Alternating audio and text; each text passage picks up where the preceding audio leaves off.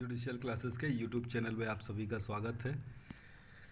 जैसा कि आप देख रहे हैं कि प्री के लिए मैं एविडेंस के 500 एमसीक्यू आपको सॉल्व कराने वाला हूं इस वीडियो के अंतर्गत। तो इस वीडियो के अंतर्गत नहीं, इस वीडियो सीरीज़ के अंतर्गत, क्योंकि पॉसिबल नहीं है कि 500 क्वेश्चन एक ही वीडियो में कोई सॉल्व करा दे, इसलिए 25-25 प्रश्नों के एक एक सेट मैंने तैयार किए हुए हैं और इस तरीके से पार्ट 1, पार्ट 2, पार्ट 3 करके मैं सारे 500 क्वेश्चन कराऊंगा। अब ऊपर आपने देखा होगा कि ये ब्रह्मास्त्र वीडियो के नाम से मैंने इसे थंबनेल बनाया हुआ। वो कारण ये है कि ये 500 क्वेश्चन जो आप देख रहे हैं ये सिर्फ 500 क्वेश्चन नहीं होंगे, बल्कि इस प्रैक्टिस सेट के अंतर्गत आपको एक एक क्वेश्चन से जो रिलेटेड क्वेश्चन बन सकेंगे, रिलेटेड फैक्ट जो है उसको भी हम जानेंगे, उसको भी हम समझेंगे। तो इसलिए 500 क्वेश्चन 2000 क्वेश्चन में कब बदल जाएंगे पता ही नहीं चलेगा। और इतना ही नहीं, बल्कि आपको ये क्वेश्चन बेयर एक्ट ले के सॉल्व करना है ताकि आपका कॉन्सेप्ट भी डेवलप होता रहे, आप उस चीज़ों को देख सकें और मेरी गलतियों को पकड़ सकें। और अगर आपने ऐसा किया तो नो डाउट प्री में कोई नहीं रोकेगा आपको। प्री के लिए ये पढ़ लीजिए, जो ये वीडियो है ये सारी देख लीजिए और इसमें जितने भी क्वेश्चन है सॉल्व करिए, उससे रिलेटेड फैक्ट को ध्यान से सुनिए और बेयर एक्ट लेके सॉल्व करिए। आपका कहीं किसी भी स्टेट का प्री नहीं रुकने वाला। तो सिर्फ एविडेंस का सॉल्व करने से ऐसा नहीं होगा, हाँ एविडेंस से संबंधित जो प्रश्न आएंगे उनको आप सॉल्व कर पाएंगे। इसी तरीके से अन्य सब्जेक्ट की भी वीडियो मैं आप लोगों को उपलब्ध कराता रहूँगा क्रमशः, और सारे सब्जेक्ट के मैं करा दूंगा जितना भी जुडिशरी के सिलेबस में है, एपीयू के सिलेबस में है। तो चलिए देर नहीं करते हैं और क्वेश्चन की शुरुआत करते हैं फिर।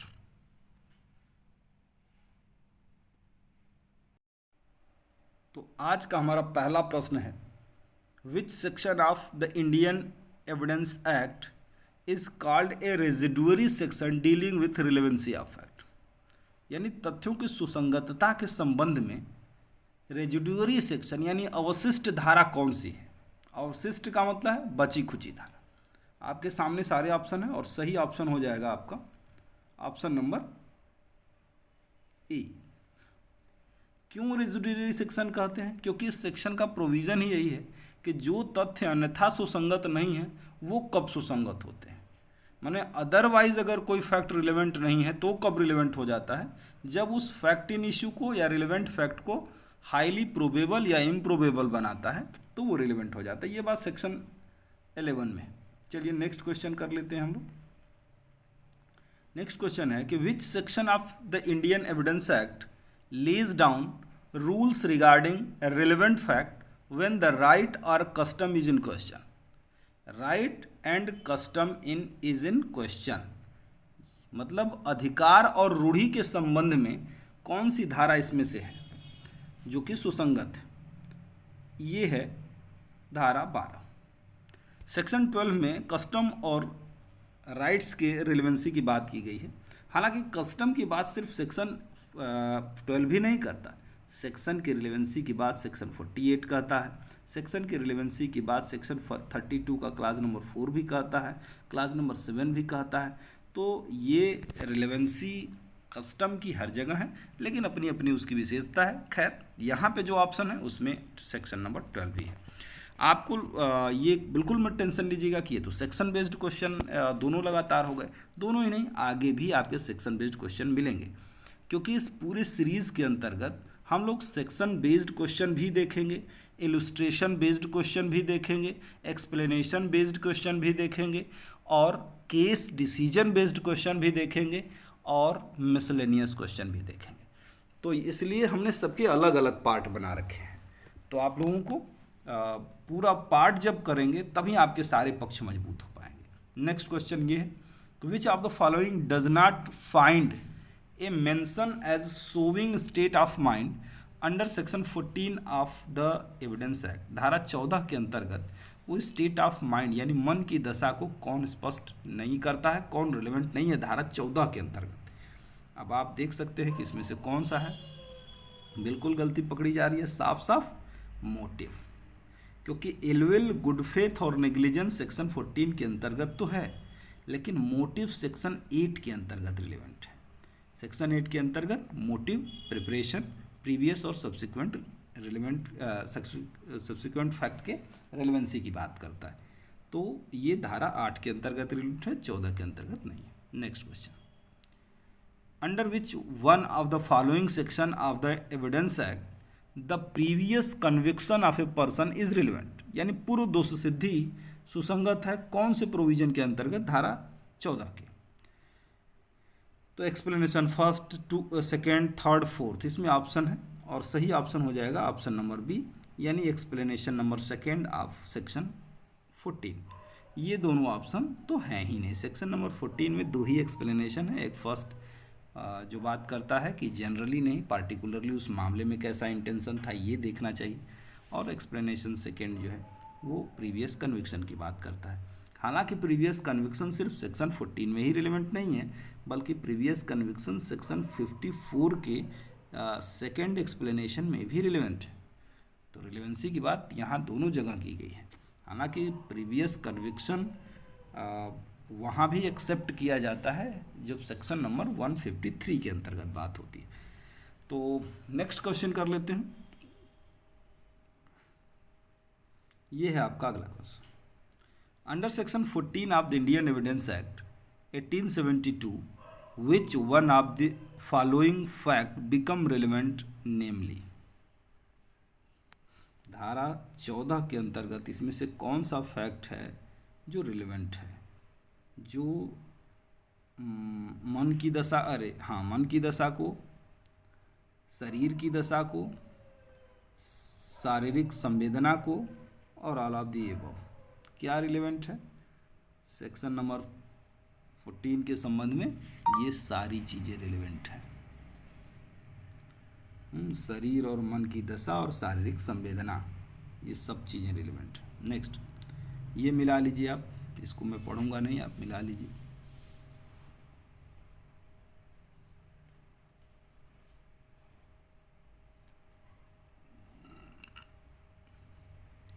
इसका सही आंसर हो जाएगा ऑप्शन नंबर बी, क्योंकि ऑप्शन नंबर बी में लिखा है कि ए पर 3 हो जाएगा, देख रहे हैं आप 7 पर है ना, सेक्शन 7 में ओकेजन काज इफेक्ट, तो सेक्शन 7 हो गया। 8 के अंतर्गत 1 हो जाएगा, यानी कि मोटिव प्रिपरेशन और सब्सिक्वेंट कंडक्ट। 11 जो है इनकन्सिस्टेंसी 2 आ जाएगा इस पर, और ये इस पर ये आ जाएगा चौथा। तो इस तरीके से ऑप्शन नंबर बी सही हो जाएगा।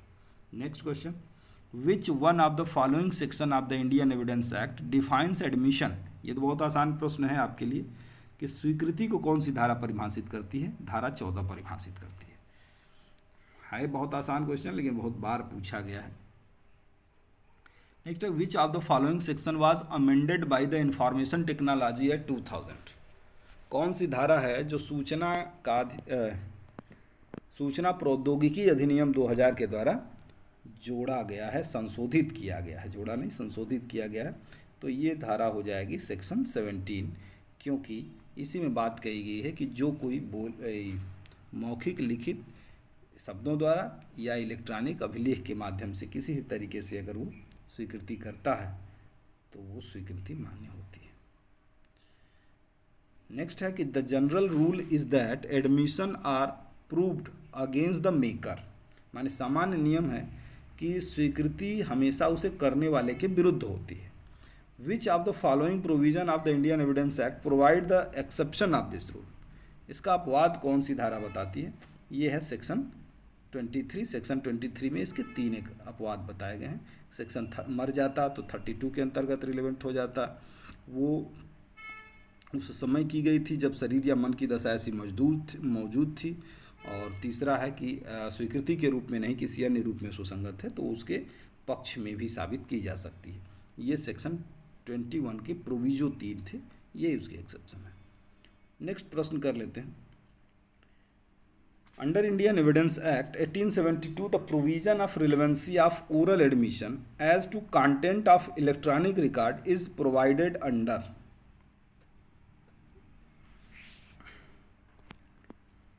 इसको पढ़िए और इसका सही ऑप्शन जानते हैं आप, ये 22A में। चलिए next question, which section of Indian evidence act 1872 deals only with civil matter? केवल सिविल मामलों से संबंधित कौन सी स्वीकृति है? Option number A, section number 23। Section 23 का प्रोविज़न क्या कहता है कि कोई भी सिविल मामलों में जो स्वीकृतियां हैं केवल तभी उस मामलों में सुसंगत नहीं होगी या तभी सुसंगत होगी जब वो उस शर्त के अधीन न दी गई हो कि उसका साक्ष्य के रूप में उपयोग किया जाएगा। मतलब अगर किसी व्यक्ति से अगर ये शर्त लगा के उससे स्वीकृति कराई गई हो कि इसका उपयोग हम लोग साक्ष्य के रूप में नहीं करेंगे, तो उसका उपयोग साक्ष्य के रूप में नहीं किया जा सकता। और ये मामला सेक्शन 23 का ही है। Next, section 23 of the Indian evidence act deals with, पढ़िए इसको ऑप्शन को।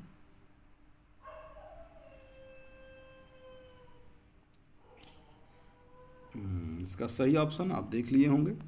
सही ऑप्शन ऑप्शन नंबर ए। अभी इसी की बात कर रहे थे, एडमिशन इन सिविल केसेस। ये सिविल केसेस में एडमिशन प्रश्न पूछे तो एकदम निसंकोच आप सेक्शन 23 ही लगाइएगा। In evidence the confession is defined under, confession को कौन सी धारा में परिभाषित किया गया है? संस्वीकृति को कौन सी धारा में? तो नन ऑफ दिस, क्योंकि कन्फेशन को तो डिफाइन ही नहीं किया गया है, तो इसलिए सारे ऑप्शन गलत है।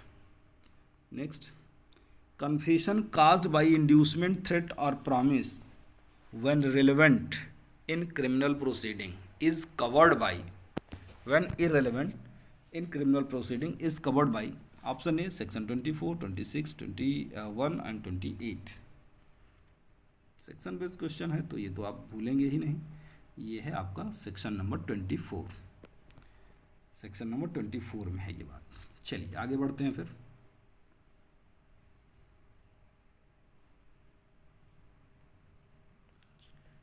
इन which section of Indian evidence act 1882 confession made to the police is not admissible? Police से किया गया कन्फेशन कौन सी धारा में एडमिसिबल नहीं है, ये बताया गया है। ये इसका सही ऑप्शन 25 है। Very good. Next, under which section of Indian evidence act the confession before A magistrate is relevant? माने मजिस्ट्रेट के सामने किया गया कन्फेशन रिलेवेंट है, ये बात कौन सी सेक्शन में बताया गया है? सेक्शन 26 में। Next, A confession made by a person while in police custody in inadmissible under, माने पुलिस कस्टडी में किया गया कन्फेशन इनएडमिसिबल है, ये कौन से सेक्शन में बताया गया? ये सेक्शन 26 में ही बताया गया है। यानी सेक्शन 26 ये कहता है कि पुलिस कस्टडी में किया गया कन्फेशन उसके अगेंस्ट साबित नहीं किया जा सकता, करने वाले के अगेंस्ट, जब तक कि उसे मजिस्ट्रेट की साक्षात उपस्थिति में न किया गया हो। यानी पिछला प्रश्न और ये प्रश्न दोनों का जवाब सेम सेक्शन से है। एक तो ये कि कब मजिस्ट्रेट के समक्ष किया गया कन्फेशन वैलिड है, ये धाराओं में रिलेवेंट है, तो ये सेक्शन 26। पुलिस कस्टडी में किया गया कन्फेशन कब वैलिड नहीं है? सेक्शन 26। ये आप मिलाइए कि इसमें से कौन सा करेक्टली मैच नहीं करता है, नॉट करेक्टली मैच्ड। इसको पढ़िए। Admission by person having any,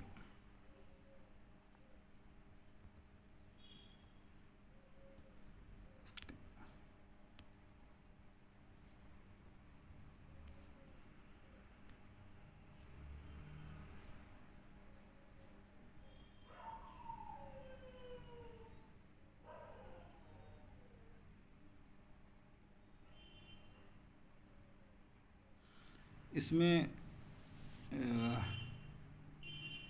सही ऑप्शन हो जाएगा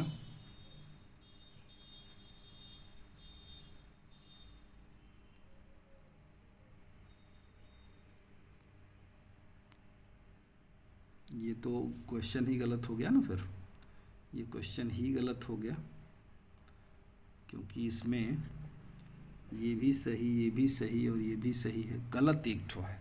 हाँ तो गलत है ना, बताना है तो option number C, option number C सही हो जाएगा। ठीक है, नेक्स्ट क्वेश्चन कर लेते हैं कि ये person after committing crime confesses while intoxicated the commission of crime. Under Indian Evidence Act, this confession is relevant and admissible in. अपराध करने के बाद एक व्यक्ति नशे में अपराध का कन्फेशन करता है, ये कन्फेशन कौन सी धारा के अंतर्गत रिलेवेंट होगा?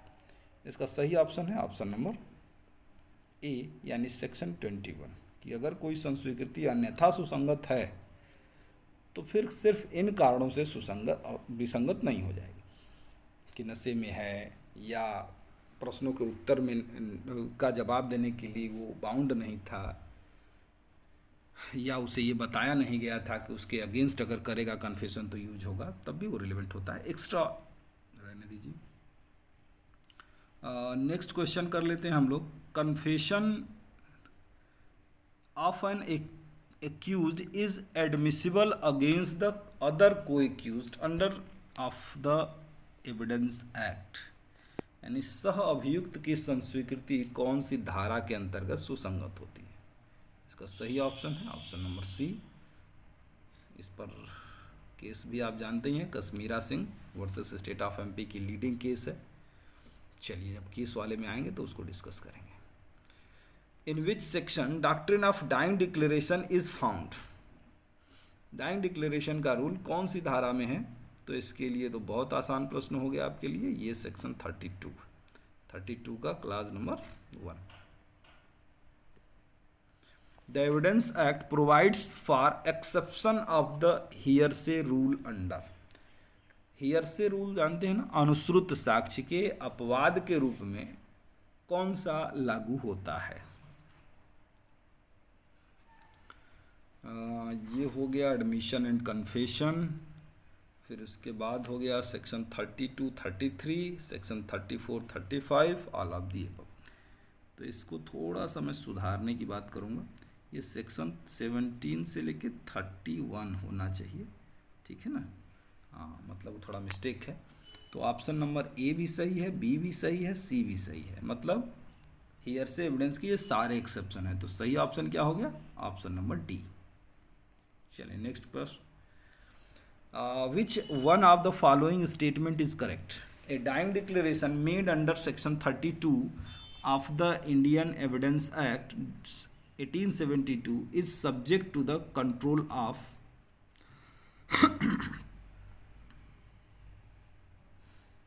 Section 164 declaration made under section 32 of Indian Evidence Act is subject to the, हाँ, कि धारा 32 के अंतर्गत जो डाइंग डिक्लेरेशन किया जाता है वो किसके अधीन है? Section 164 of CRPC, section 161 and 62 of CRPC, section 52 and 54 of Indian evidence act, section 158 of Indian evidence act. इसमें सही ऑप्शन हो जाएगा आपका ऑप्शन नंबर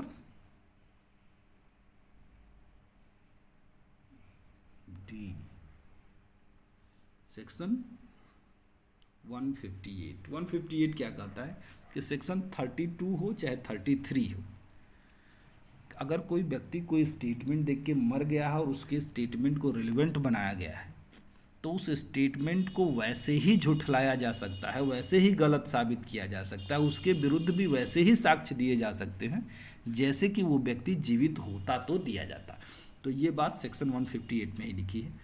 तो नेक्स्ट क्वेश्चन कर लेते हैं हम लोग कि necessity rule regarding the admissibility of evidence is contained in. जैसे कि मैंने बताया था कि ये सेक्शन बेस्ड क्वेश्चन है और सेक्शन बेस्ड के अलावा जब सारे प्रैक्टिस सेट हम लोग कर लेंगे तो उसमें कुछ सेक्शन बेस्ड ख़त्म हो जाएंगे, तो हो सकता है इलस्ट्रेशन बेस्ड हो, एक्सप्लेनेशन बेस्ड हो या केस डिसीजन बेस्ड हो, तो सारे होंगे, बारी बारी से आएंगे। ये क्वेश्चन है आपका नेसेसिटी रूल। तो नेसेसिटी रूल आपको मिलेगा सेक्शन नंबर 32 में, क्योंकि मरे हुए व्यक्तियों के बारे में यही बात करता है कि अब जब वो बचा ही नहीं तो चलिए जो कहा है उसी को रिलेवेंट मान लेते हैं। Under Indian Evidence Act 1872, a declaration made in course of business is admissible under। कारोबार के अनुक्रम में किया गया स्टेटमेंट इसमें से कौन सी धारा के अंतर्गत सुसंगत होता है? ये है 32(2) के अंतर्गत। उस पर एक एग्जाम्पल भी होगा ना कि जहाज का कप्तान, जब वो उस पर आरोप लगाया जाता है कि उसने जहाज को इधर उधर किया था और वो मान लीजिए मर जाएगा, तो उसका जो स्टेटमेंट होगा सेक्शन 21 के अंतर्गत रिलेवेंट हो जाएगा, वो एडमिशन उसके फेवर में भी साबित की जा सकती है। ये 21 में ही एग्जाम्पल बताया गया है इसी पर। नेक्स्ट क्वेश्चन कर लेते हैं। Which sub section of 32 of the Indian evidence act makes the fact of relations between the parties who are not alive relevant? कौन सी धारा के अंतर्गत? ये है सबसेक्शन सी, अरे subsection 5, option number C. Next, मुझे लगता है कि आज का सेशन यहीं पे ख़त्म हुआ, क्योंकि 26 क्वेश्चन हो गए आज। 25-25 क्वेश्चन के सेट हम लोगों के हैं, तो फिर अगले सेट के अंतर्गत हम लोग मिलेंगे। और फिर इसी तरीके से अगर आप वीडियो को बाद में भी देख रहे हैं कोई बात नहीं, पहले आप यही सेकंड वाला पार्ट ही देख रहे हैं कोई बात नहीं, आप पहला पार्ट भी देख सकते हैं। आप उसके लिए जो लिस्ट बनी हुई है उस सब्जेक्ट की वीडियो की, आप उसको जाके देखेंगे तो उसमें सारी वीडियो आपको उपलब्ध होंगी। Thank you, bye bye. एक बात और थोड़ा सा मैं करूँगा, और वो बात ये है कि अनअकैडमी जुडिशियरी, जैसा कि आप जानते हैं कि अनअकैडमी पर जुडिशियरी की प्रिपरेशन, PCSJ, HJS की भी प्रिपरेशन ऑनलाइन कराई जाती है। ये प्लेटफार्म, ऑनलाइन लर्निंग प्लेटफार्म सबसे बड़ा देश का है, जहाँ से आप किसी भी कॉम्पिटिटिव एग्ज़ाम की प्रिपरेशन कर सकते हैं। इस समय जुडिशियरी की प्रिपरेशन करने के लिए आपको ये एक ऑफ़र मिल रहा है, और ये ऑफ़र ये है, आप स्क्रीन पर देख सकते हैं कि अगर अभी आप सब्सक्रिप्शन लें, मतलब मैं बात कर रहा हूँ सिर्फ़ और सिर्फ 22 से 26 अगस्त 2022 तक की ही। ऐसा ना हो कि आप बाद में वीडियो से 1 साल बाद देखें तब भी आपको ये ऑफ़र उपलब्ध होगा। ये सिर्फ 22 से 26 अगस्त 2022 तक एक ऑफ़र ये है कि अगर आप 24 महीनों का सब्सक्रिप्शन लेते हैं तो आपको 20% तक का डिस्काउंट मिल जाएगा। ये 20% तक का डिस्काउंट मिल जाएगा, और इसी तरीके से 18 महीनों पर, 12 महीनों पर, 6 महीनों पर, इसी प्रकार से ये डिस्काउंट 20% मिल जाएंगे। और ये सिर्फ 20% नहीं, बल्कि इसमें प्लस 10% और जोड़ दीजिए। अब पूछिए वो कैसे? वो ऐसे कि जैसे एक कोड है, जैसे RAILAW 10, RAILAW 10 यानी राय लॉ 10। अगर इस कोड का प्रयोग करेंगे ना, तो जो भी फीस रहेगी उसमें 10% का और डिस्काउंट हो जाएगा। तो वो लगभग प्रॉफिट आपको लगभग 30% तक पहुंच सकता है। तो ये आप इस समय एक गोल्डन अपॉर्चुनिटी है, उसका लाभ जरूर लें। इसके लिए आपको करना कुछ नहीं होता है, अनअकैडमी का लर्निंग ऐप डाउनलोड करना होता है, और उसमें फिर जुडिशियरी सेक्शन को चुन के जो सब्सक्रिप्शन लेने का प्रोसेस है उसे फॉलो करना पड़ता है, और इस तरीके से आप उसको चुन सकते हैं। आप आइकॉनिक में भी इसी प्रकार से 20% का डिस्काउंट है। आइकॉनिक को आप जानते ही हैं। आइकॉनिक का मतलब होता है कि आपको बस फीस एक बार देनी है, लेकिन अगर बीच बीच में अगर कोई डाउट होता है तो उसके लिए स्टाफ रहते हैं, टीचर रहते हैं, और जो आपके डाउट को क्लियर करते हैं। तो इस तरीके से आपको सारी चीज़ें यहाँ पर मिल जाती हैं। Thank you. अगली वीडियो में मिलेंगे तो हम लोग आगे की बात करेंगे। धन्यवाद।